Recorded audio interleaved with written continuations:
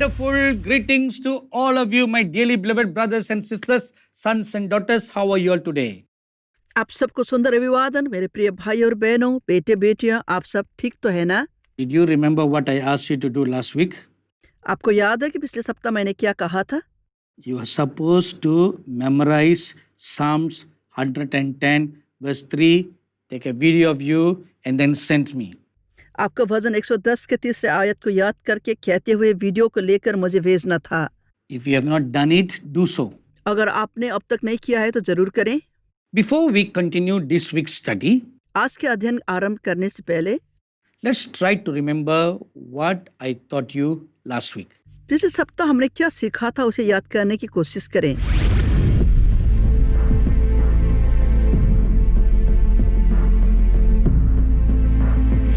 The Lord Jesus Christ became our sin offering, प्रभु यीशु मसीह हमारे पाप मोचन बलि बन गए। having allowed himself to be burned, crucified as our sin offering. अपने आप को हमारे पाप के लिए सलीब पर लटकने, जलने और पाप मोचन बलि बनने की अनुमति देने के बाद This is how he appeared standing before the Almighty God of justice in the heavenly realm. स्वर्गीय श्रेणी या क्षेत्र में सर्वशक्तिमान यहोवा परमेश्वर के न्याय सिंहासन के सामने ऐसे ही वे खड़े हो गए। I want to reveal to you a mystery here. मैं आपको यहाँ पर एक रहस्य प्रकट करना चाहूँगा। This passage of scripture that we just read is a picture of what happened in heaven when the Lord Jesus Christ, after his death, came before the throne of God to plead his blood. धर्मशास्त्र का यह वचन जो हमने अभी अभी पढ़ा है उस दृश्य को वर्णन करता है जब प्रभु यीशु मसीह उनके मृत्यु के बाद स्वर्ग में यहोवा परमेश्वर के सिंहासन के सामने आए अपना लहू को लेकर निवेदन करने के लिए। Most important or the main character in this passage is a person called Joshua. सबसे महत्वपूर्ण इस आयत के प्रमुख किरदार है यहोशू। And the word Joshua is the Hebrew word Yehoshua. यहोशू जो शब्द है इब्रानी में इसे कहा जाता है Yehoshua. And do you know that is the exact name of the Lord Jesus Christ in the New Testament? क्या आप जानते हैं कि नए नियम में प्रभु यीशु मसीह की वही नाम है? The Lord Jesus is not called Yeshua. यीशु प्रभु को यशुआ नहीं कहा जाता, He is called Yehoshua. उन्हें यहोशुआ कहा जाता है। And the word Yehoshua in Hebrew means Jehovah saved. इब्रानी में यहोशुआ का अर्थ है यहोवा ने बचाया है। And the Greek word for Yehoshua is Jesus. Yehoshua शब्द के लिए ग्रीक भाषा में यीशु होता है। When the Lord Jesus Christ came before the heavenly sanctuary after his death, जब प्रभु यीशु मसीह अपने मृत्यु के बाद स्वर्गीय पवित्र स्थान के सामने पहुँचे, this was how he appeared. वे इसी तरह वहाँ पर दिखाई दिए। Why did he appear as one wearing soiled cloth? वो क्यों ऐसे व्यक्ति के रूप में प्रस्तुत हुए जो गंदे मटमैले वस्त्रों में लिपटे हुए थे? Romans chapter 3 verse 23 says, all have sinned and come short of the glory of God. Romeo की पुस्तक 3 अध्याय के 23वें वचन में यह कहता है कि सब ने पाप किया है और परमेश्वर की महिमा से रहित है। This was how the Lord Jesus Christ was installed as a priest, great high priest after the order of the Melchizedek. इसी तरह प्रभु यीशु मसीह मलकीसदेक की रीति पर महायाजक के रूप में स्थापित किए गए।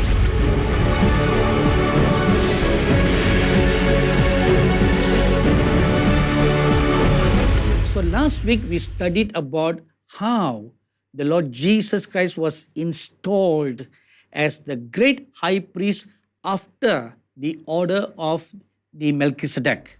पिछले सप्ताह हमने कैसे प्रभु यीशु मसीह को मलकीसदेक की रीति पर महायाजक बनकर स्थापित हुए वो देखा। This week we are going to study about the original plan of God. इस सप्ताह हम परमेश्वर के आरंभिक योजना के विषय पर विचार करेंगे। I want to reveal a mystery to you. मैं आपको एक रहस्य प्रकट करना चाहूँगा। This Melchizedek call was the original plan of God for men even before the foundation of the world. यह मलकीसदेक का बुलावा वास्तव में मनुष्य के लिए परमेश्वर का आरंभिक बुलावट था, इस संसार की बुनियाद रखने से भी पहले। Do you know that? क्या आप इस बात को जानते हैं? Have you ever been taught this? क्या आपने कभी इसके बारे में सोचा है? Have you ever realized this? क्या आपने कभी इसे पहचाना है? I want you to turn your Bibles with me now to Revelation chapter 1 verse 6. मैं चाहता हूं कि अब आप अपना बाइबल को मेरे साथ खोले प्रकाशित का वाक्य पहला अध्याय के 6ठे आयत पर। And has made us kings and priests to his God and Father, to him be glory and dominion forever and ever. Amen. और हमें एक राज्य और अपने पिता परमेश्वर के लिए याजक भी बना दिया, उसी की महिमा और पराक्रम युगानुयुग रहे। आमीन। Now, who is Melchizedek? अब ये मलकीसदेक कौन है? We have been studying about this from the beginning, that Melchizedek means kingly priest. हम आरंभ से इस बात के अध्ययन करते आ रहे हैं कि मलकीसदेक का मतलब है शाही या राजसी याजक। Isn't that what it is written in the scripture? क्या यही बात धर्मशास्त्र में नहीं लिखा है? That God had made us as kings and priests to his God the Father. कि परमेश्वर ने हमें अपने पिता परमेश्वर के लिए राजा और याजक बनाया है। Now look at the first few words in the scripture. अब धर्मशास्त्र के पहले कुछ वचनों को यहाँ पर देखते हैं। It says God has made us. यह कहता है कि परमेश्वर ने हमें बनाया। The word made is past tense. यहाँ पर बनाया गया जो शब्द है यह भूतकाल है।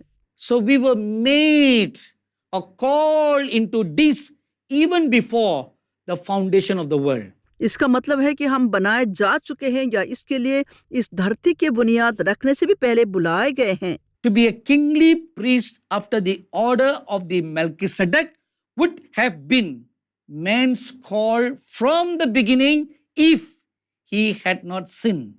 शाही याजक मलकीसदेक की रीति पर बनने के लिए जो बुलावा दिया गया है वह आदि में मनुष्यों को ही दिया गया है अगर वह पाप नहीं करता।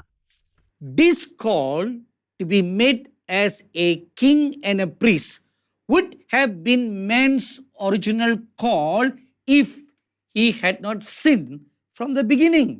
राजा एवं याजक का बुलावा मनुष्य का प्रारंभिक बुलावा होता अगर आरंभ से वह पाप न करता। Now, after man had sinned, he lost that call. जब मनुष्य पाप किया उससे वह बुलावा छूट गया। And thousands of years later, that call was renewed again. हजारों साल बाद यह बुलावा फिर नवीकृत किया गया। In Exodus chapter 19, we read that the whole nation of Israel were gathered together before the Almighty God at the foothills of Mount Sinai. निर्गमन की पुस्तक 19 अध्याय में हम पढ़ते हैं कि सिनाई पर्वत के नीचे संपूर्ण इज़राइल राष्ट्र ही सर्वशक्तिमान यहोवा परमेश्वर के सामने जमा हो गए। And at Mount Sinai, the Lord God renewed this original call to the nation of Israel. सिनै पर्वत पर यहोवा परमेश्वर ने इस आरंभिक बुलावा को इज़राइल देश के साथ नवीकृत किया। Now turn your Bibles with me to Exodus chapter 19 and the verse 6. अपने बाइबल को निर्गमन 19 अध्याय के 6ठे वचन पर खोलें। And you shall be to me a kingdom of priests and a holy nation. These are the words which you shall speak to the children of Israel. और तुम मेरी दृष्टि में याजकों का राज्य और पवित्र जाति ठहरोगे। जो बातें तुझे इज़राइलियों से कहनी है वे यही है। Now look at the first part of the scripture. आइए धर्मशास्त्र के इस पहले भाग को देखते हैं। A kingdom of priests. याजकों का राज्य। God did not say a nation of priests. परमेश्वर ने याजकों का राष्ट्र नहीं कहा। He did not say a tribe of priests. उन्होंने याजकों की जनजाति नहीं कहा। He did not say a company of priests. उन्होंने याजकों की एक झुंड भी नहीं कहा। But he said a kingdom of priests. पर उन्होंने कहा कि याजकों का एक राज्य। A kingdom is belonging to a king. राज्य का मतलब होता है एक राजा का होना। So the term a kingdom of priests signifies kingly priests. इसलिए याजकों का एक राज्य इस बात को दर्शाता है कि एक शाही याजक। So the original call which we read in Revelation chapter 1 verse 6 is now offered again to the children of Israel because it is their destiny. प्रकाशित का वाक्य पहला अध्याय के 6 आयत पर वर्णन किया गया असली बुलावा अब इजरायलियों को फिर दिया जा रहा है क्योंकि यही उनकी नियति है। Man to be made a kingly priest unto God is his destiny, is his calling, even before the foundation of the world. मनुष्य को परमेश्वर के लिए शाही याजक होने के लिए ही बुलाया गया, यही उसकी नियति है। उसका बुलावा इस धरती के नींव रखने से पहले ही दिया गया बुलावा है। So the first man, Adam, lost that call. इस तरह पहला मनुष्य आदम ने इस बुलावा को खो दिया। So one more time, God renews the call and gives it to man. एक बार और परमेश्वर ने इसे नवीकृत किया और मनुष्य को दे दिया। The whole purpose of God has been redemption towards restoration.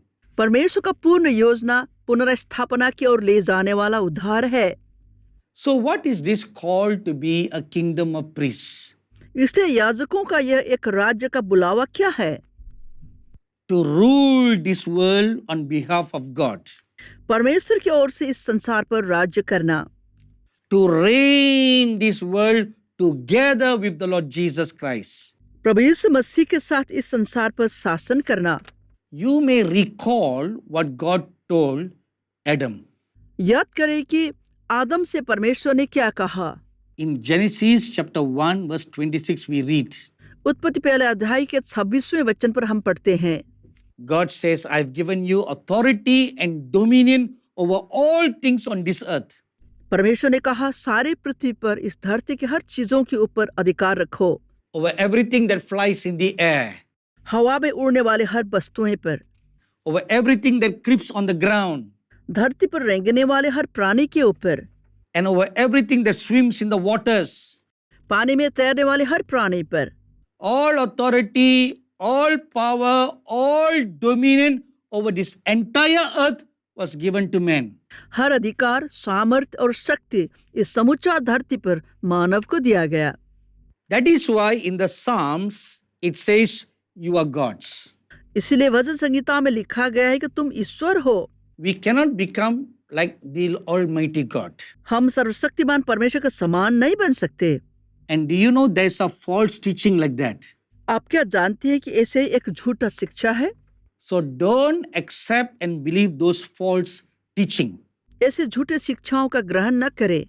When the scripture says you are gods, जब धर्मशास्त्र कहता है कि तुम ईश्वर हो, it means we have authority and dominion like God over this earth. इसका मतलब यह है कि हमारे पास इस पृथ्वी के ऊपर परमेश्वर के समान अधिकार है। So that's one portion. यह एक भाग है। And the other portion as a priest दूसरा भाग है याजक के समान, is to minister unto God in worship and in praise.